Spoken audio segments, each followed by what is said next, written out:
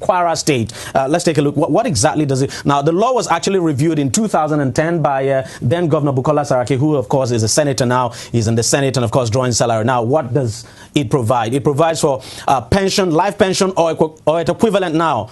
No? Pension for life equivalent to the incumbent salary. So whatever the current governor is earning is what the former governor, Governor Bukola Saraki, would be earning as his pension every month. And then it says the governor is entitled to a total of 5 cars. Sorry, it should be 5 cars altogether, to be replaceable every 3 years. So among these 5 cars, you have utility vehicles and the others. Then he's also entitled to a well-furnished 5-bedroom duplex. He should get furniture allowance, 300% of his salary every 2 years. He should have 5 domestic staff. These 5 domestic staff now should be pensionable. Then he should have 8 policemen, 3 SSS operatives, 1 of which must be a female.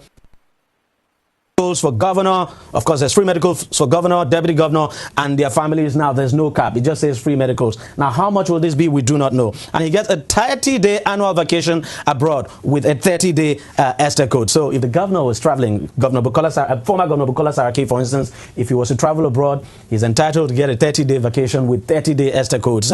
Remember, he's a senator. He also gets a car maintenance allowance, which is will be 30% of his salary. Utilities, 20% of his salary. Entertainment, 10% of salary. House maintenance, of course, that same house that the state government will provide for him, the state government will have to maintain it, 10% of his salary. And who are the current beneficiaries? Of course, we have Senators Saraki and Lafiaji. Both of them are drawing. They are actually enjoying that pension as we speak. Now, of course, there's been some kind of reaction. Rex Olawoye, who is the PDP spokesman in Kwara State, here's his reaction. He said, a careful calculation of what Mr. Saraki has received both in cash and kind from the sweat of the poor people of Kwara State has revealed a pension benefit that has run into over 3 billion naira in the last 3 years, in addition to millions of naira he draws monthly as a senator representing the same state. And since I left office to today, nobody has paid me 1 naira.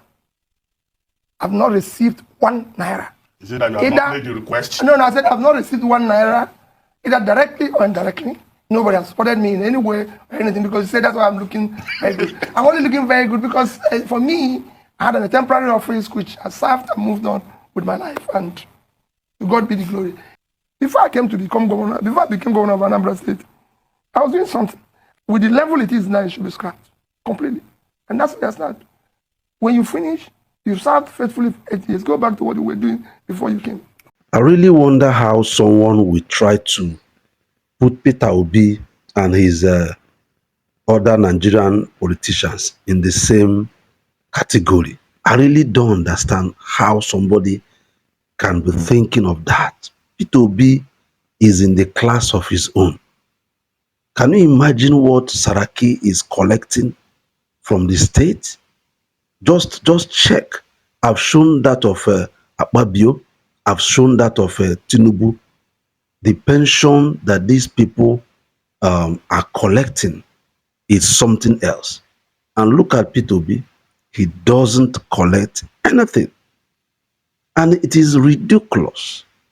And these guys will go from governor to senator, and then they will be collecting the pension. That is wickedness. That is what I can call it.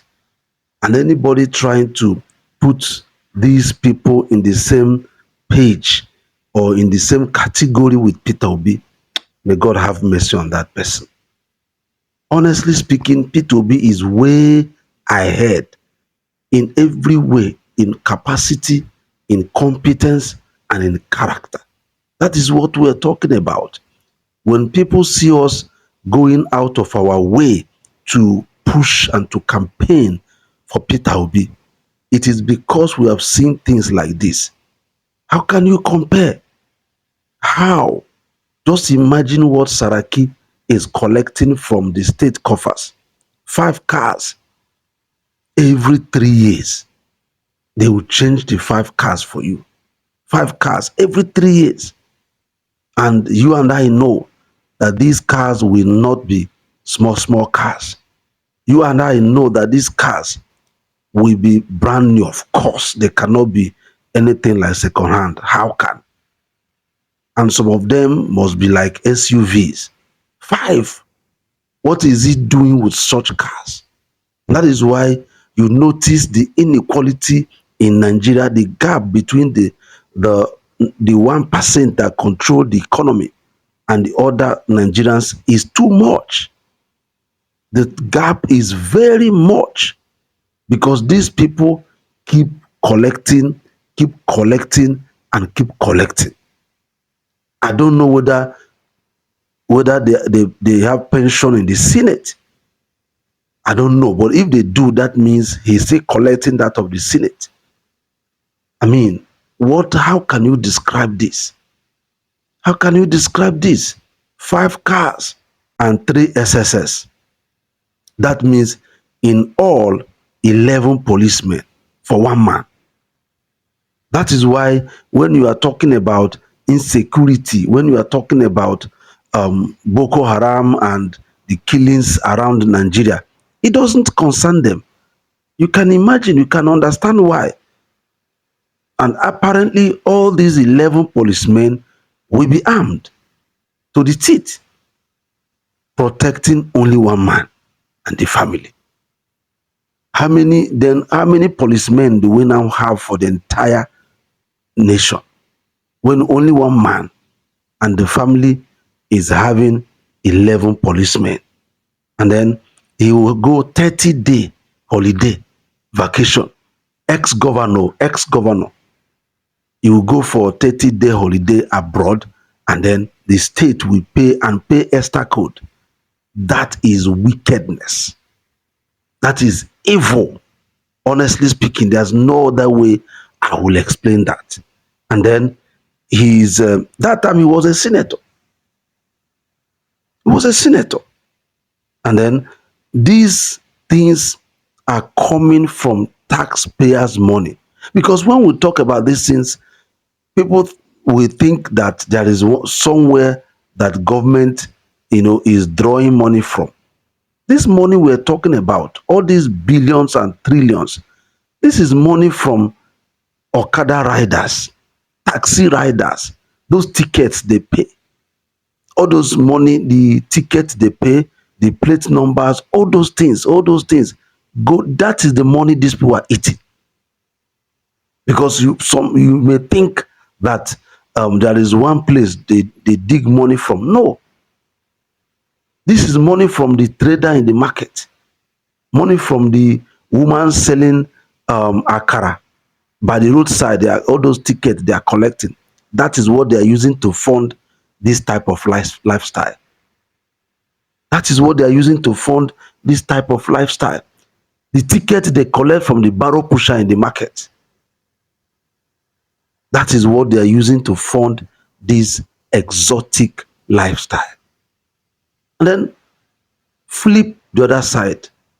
Look at Peter Obi. The difference is too clear. It's too clear. And that is why you notice they are fighting very hard to bring Peter Obi, to their level. That is why everything they are fighting every day, every night, and every afternoon to bring Peter Obi to their level, because they see him as that, because people see him as someone who is upright. Of course, Peter Obi is not a saint.